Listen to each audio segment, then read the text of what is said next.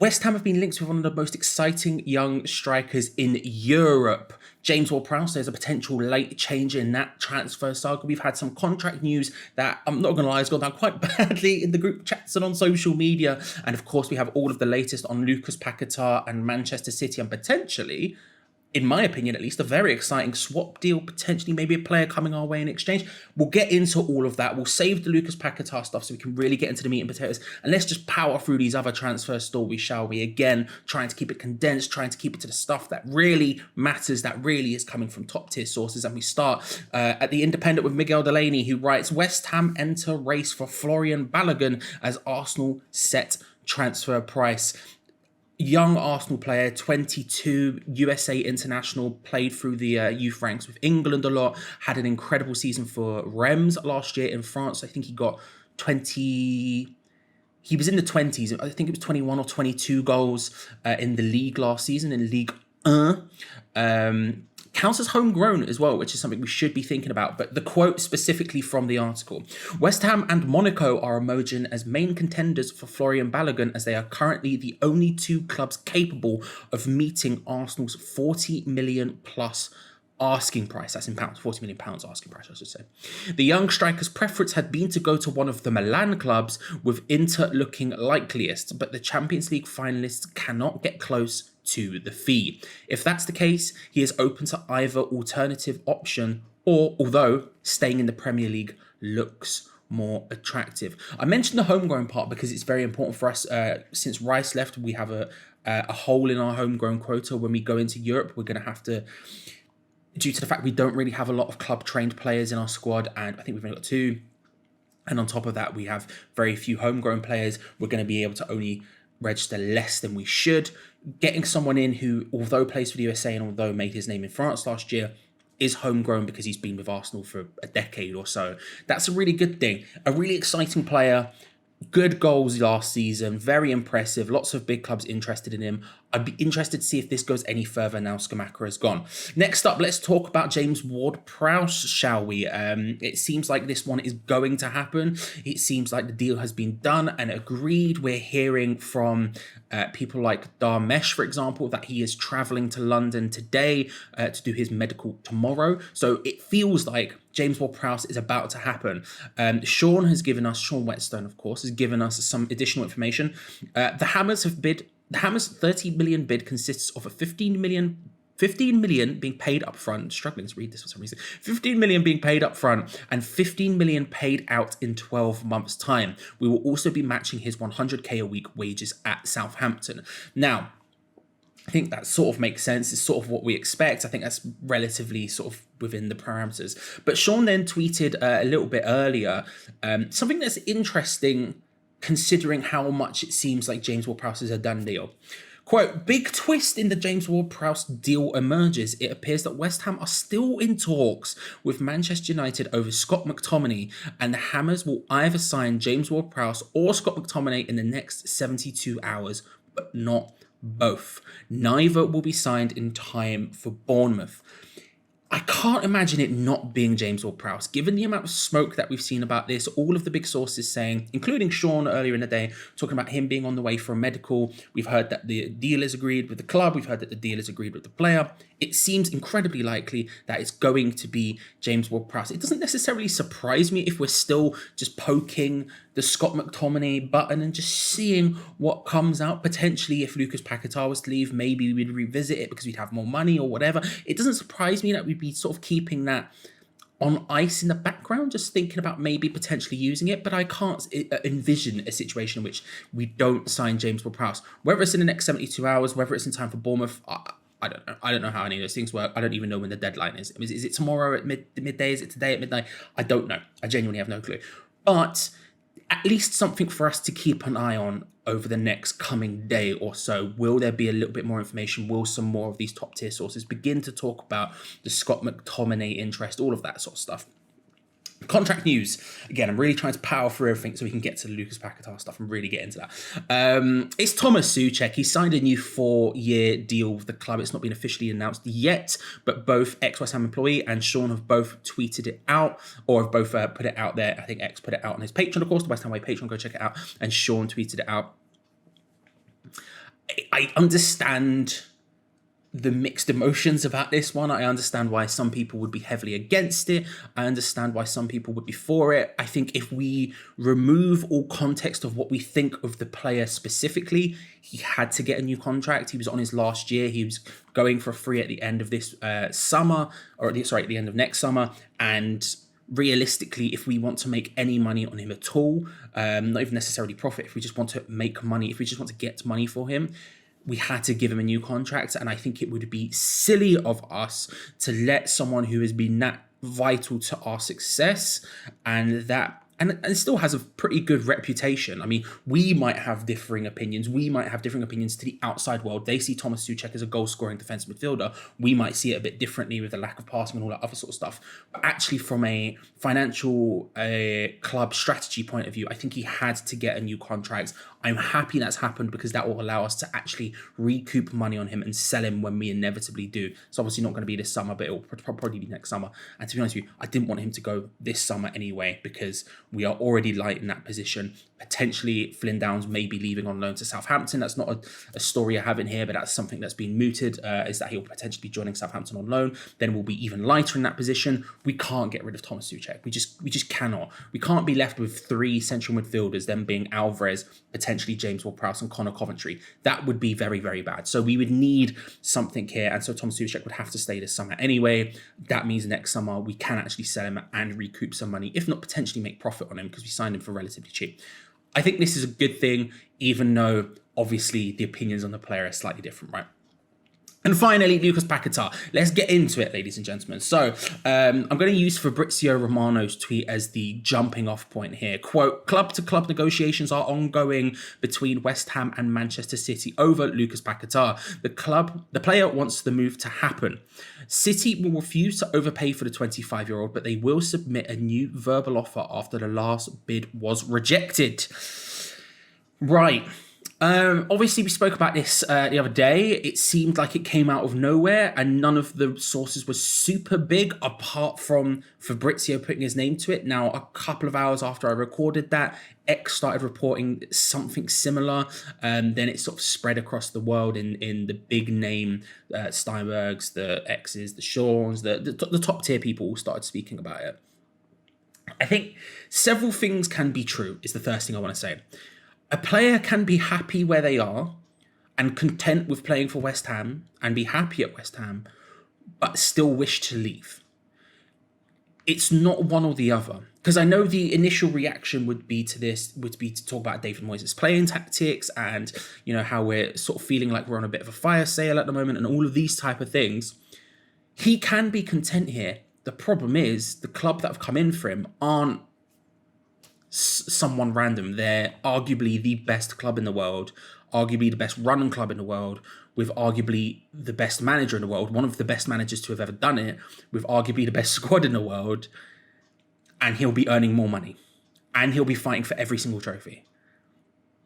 It's difficult to compete with that if you're West Ham United. That's not a diss on us. That's not to take shots at us. That's not to say he's desperate to leave.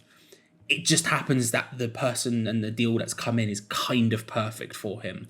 I think he would work really well in their midfield. I think the link-up play you can imagine with him would be great. I think it would be a really good signing for them. And it's difficult if you're Lucas Paqueta, if you're sat at home and you hear that Pep Guardiola wants to bring you to Manchester City and pay you in an extraordinary amount of money to do it. I don't blame him for potentially wanting to go. I don't think that's a damning indictment on West Ham. I think that's just Manchester City. It just is what it is. It's then up to us to get as much money as we can for him. This is the second part of it, is whether or not we should sell him. And this is a much more complicated thing. However, for me, one, price is obviously a huge dependent here. I've seen 60 million being the initial number that City was throwing around. I've heard obviously 70 million, that's what we were speaking about before, being the number that was being mooted. I've seen 85 million thrown around. I've even seen 88 million this afternoon thrown around. So there's obviously some discrepancy on how much money would actually be involved in this deal, and we would have to extract as much as possible. 60 million, I say no. It's not enough. Just frankly, it's not enough. For how much we paid for him, 60 million isn't enough. And for a person who's that important to us right now, 70 million, you're getting closer, but still no. I think when we're talking about the 85 figure, for example, I think you have to accept. I think you have to. And I'll try and explain why. I don't want, and actually Jack Elderton spoke about this on the latest Analytics United West Ham podcast. You should go and listen to over on Analytics United, completely free to join. Go have a look. He spoke about it perfectly, right? But as a fan, I obviously do not want to see Paqueta leave. He is arguably the one shining light in this team right now. Obviously, we've got Jared Bowen and a couple of other really good players, but like, he's the one that gets you on your feet. He's the one who does the tricks, the skills. He's the one who feels like everything good will come through him. He did the assist in the European final for us. He is such a good player to watch. And from a fan standpoint, he's the exact type of thing I love to watch. You know, I still think back to whatever game it was in Europe in the early stages of his West Ham career, when it wasn't really working out for him and the long ball comes across and he jumps up and does that little flick with his legs to control it and stuff. I'm just like, even in pre-season, he's been back healing it and just looking like one of the biggest bright spots in terms of our players this pre-season. I think him and Mubama have been the two, and arguably Fabianski as well. I, as a fan, am desperate to keep this guy. I don't want to see him go. I think he's such a good player to watch, and I think without him, I am slightly scared for West Ham's future. But if I take the fan specs off for a second and I think about it more, however you want to word it. I don't know. If I want to think it more, I don't know what a word would be. Objectively, let's say. We talk a lot about the idea of Brighton and becoming a team like Brighton who can buy young players who are cheap and can build them into something, and how we really want to go into that model. We forget, potentially, when we talk about these things, that the other side of that model is selling them high. And Paqueta going for, say, somewhere in the region of 80 million, for example, is at least, potentially more, a £30 million profit in a single season. And 80 odd million. That's a huge win for us. That's a huge win for us. Monetarily, financially, it's a huge win for us.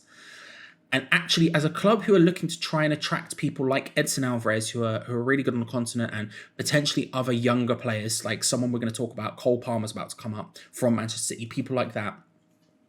Someone like Borges, who obviously went off to Ajax. When we're looking at attracting those type of players, the ones that you can buy low, young, build, develop, and then sell for much higher, it sends a really bad signal if we were to refuse to let Lucas Paqueta go. I understand our idea of trying to build a team that's really good and building them all together and putting them and going like, you get to come into this exciting team with Lucas Paqueta and this player and that player, blah, blah, blah, blah, blah. And that is true. But equally, if we're sat here going, no, he can't leave, when they're offering, say, somewhere in the region of 80 million, then why would a player who wants to, grow and get better and move and do all these big things, why would they join a club like us? They wouldn't. They would go to someone like Brighton who will sell. Now, obviously, Brighton are in their own protracted talks with, say, Caicedo and Chelsea, although that feels like it would probably happen, but it's more a case of finding the right fee. And I think that's the case here. It's finding the right fee. But I think from a logistics standpoint, I think from a visionary standpoint, I think it's the right thing to do. The one blowback I have about that is that it's the exact wrong time to do it. It feels really depressing that it's happening right now. I wish it was next summer when David Moyes wasn't here anymore, because we've got this huge transitional moment, this huge transitional opportunity with so much money coming into the club, which is not necessarily a bad thing. Selling Rice, Paqueta, Scamacca, although a lot in one window, is not necessarily a bad thing. The problem is in order to survive in the Premier League, we're going to have to sort of commit heavily to a David Moyes vision, and that's not something we should be doing in terms of long-term planning. And it's so annoying that it's happening now. I wish it was happening next summer, and I don't think we can turn around to sit and go, yeah, next summer we'll sell him to you for 80 million. I don't think that's the case. They'll just go and find the next young starlet somewhere. It's not something we can do. One thing I will say is that actually replacing Paqueta, and again, this is something I hadn't really thought about too much until I listened to that Analytics United pod I spoke about. It gives us an opportunity to buy someone who fits David Moyes' mould, but actually I think David Moyes' mould for the number 10 is actually something we would all quite like. It's not the 30-year-old, slow, boring player that we fear. I think actually you look at a Jesse Lingard mould, not obviously Jesse Lingard, Jesus Christ, no, but someone who is fast, someone who can pick up the ball from deep and drive it all the way up the pitch. Because that's not really something Lucas Paqueta can do. Lucas Paqueta can pick up the ball deep and he can drag people into out of position and nice playing and passing of the ball and all that stuff. But actually, the amount of times I hear people talk about pace, people talking about how we need that desperately, and I think that would be the case even if we weren't playing this style of football. Although it's kind of something you need for a counter-attacking style football. Actually, doesn't matter what you're playing. People would always talk about pace. I think this is a really interesting opportunity to go and get someone who can play that Jesse Lingard type role as opposed to the Paqueta type role. Someone who can play the sort of involved in deep, but instead of drawing people in and then laying the ball off and passing it, someone who can get involved in deep and then nutmeg a person and drive the ball 50 yards by himself, go all the way up the other end of the pitch like we saw Lingard doing time and time again. And that type of player is something that not only could transition into a different style of football, but something that I think everyone would be genuinely excited to see at West Ham.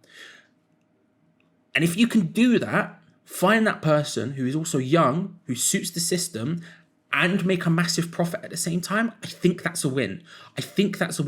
But it does mean you have to go and find that person, which I think is way more, I think that's a way easier thing to do potentially than finding a Declan Rice replacement or even a Mikel Antonio replacement. I think that potentially is a way easier thing to do. Is Cole Palmer that person? The last thing to speak about, we'll breeze through this one as well. West Ham United have a strong interest in Manchester City forward Cole Palmer. It's understood West Ham are currently exploring a loan deal. It's not confirmed if a potential is part of any discussions over City's pursuit of Lucas Paqueta. That's coming from Darmesh X, also putting out West Ham's move for Cole Palmer could also be a permanent one with a potential buyback clause, as well as the reported loan move. The Hammers are waiting to see Manchester City's response. The Paqueta situation could be a factor.